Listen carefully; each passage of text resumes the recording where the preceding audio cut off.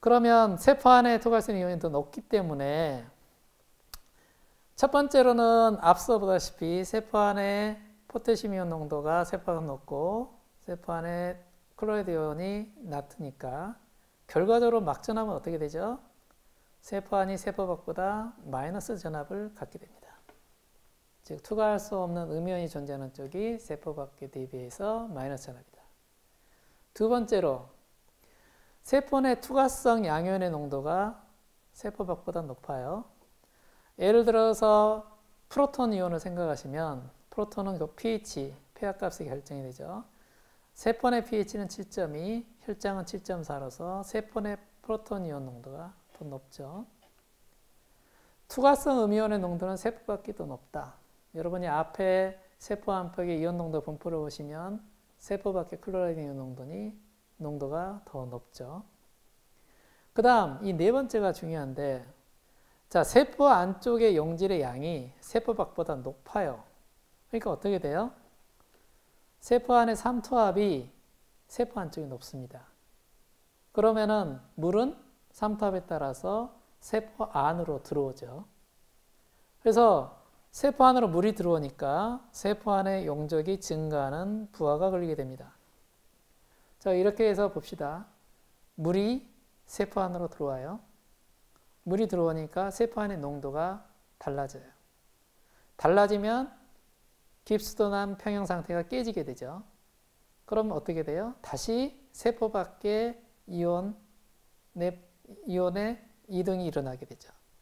다시 이온이 일어나면서 다시 세포 안에 이온 농도를 평형 상태로 만들어요. 근데 결과적으로 어떻게 돼요? 세포 안에 이온 농도가 높아. 다시 물이 더 들어와요. 계속 물은 계속 들어옵니다. 물이 들어오면 어떻게 되죠?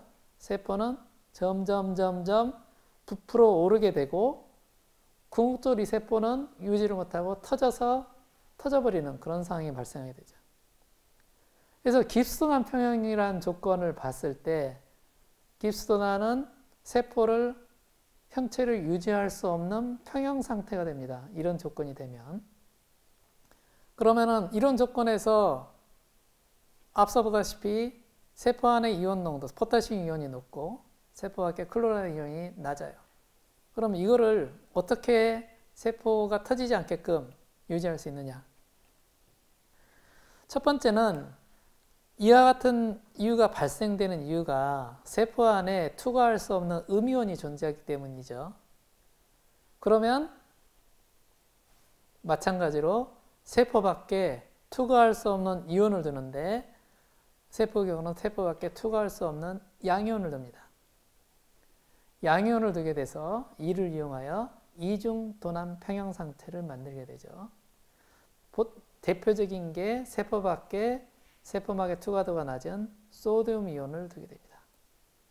그래서 이중도난 평형을 유지함으로써 결과적으로 세포 안에 포타슘 이온이 높고 세포 밖에는 클로라이드 이온이 높고 그리고 소듐 이온이 높은 상태를 만들게 되죠. 이 이중 깁스도난 평형 시 세포 안팎의 소디움과 포타슘, 클로라이드 이온 농도의 분포, 세포 안팎의 농도 차이가 어떻게 되는지 한번 생각을 해보십시오. 근데 문제는 앞서 말했듯이 투과할 수 없는 양이온, 즉 소듐 이온이 실질적으로는 투과를 하고 있습니다. 투과를 하고 있기 때문에 완벽한 이중 깁스도난 평형을 형성을 못하는 거죠.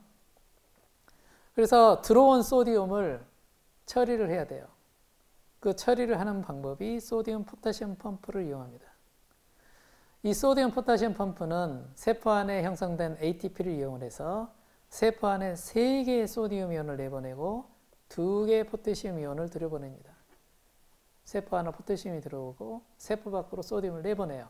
그런데 이때 내보낼 때 3개를 내보내고 2개를 들여보내니까 결과적으로 1개의 이온이 세포 밖으로 나가죠.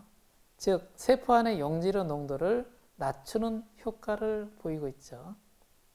즉 소듐 이온이 투과도를 가진 만큼 그로 인해서 깁스도난 평형이 깨지는 것을 이 소듐 포타시움 펌프가 막아주는 역할을 하게 되죠. 실질적으로 우리 몸의 세포는 이 소디움 포타시움 펌프가 없으면 세포가 부풀어 오르고, 그런 부풀어 오름에 의해서 이 세포막에 부하를 걸게 만듭니다. 그래서 이걸 방지하기 위해서 소디움 포타시움 펌프가 움직이는데, 여기서 보다시피 우리 몸의 기초대사량의 3분의 1에 해당하는 에너지를 이 한 종류의 펌프가 사용하면서 세포의 형태를 유지하려고 하는 그런 기능을 하고 있습니다.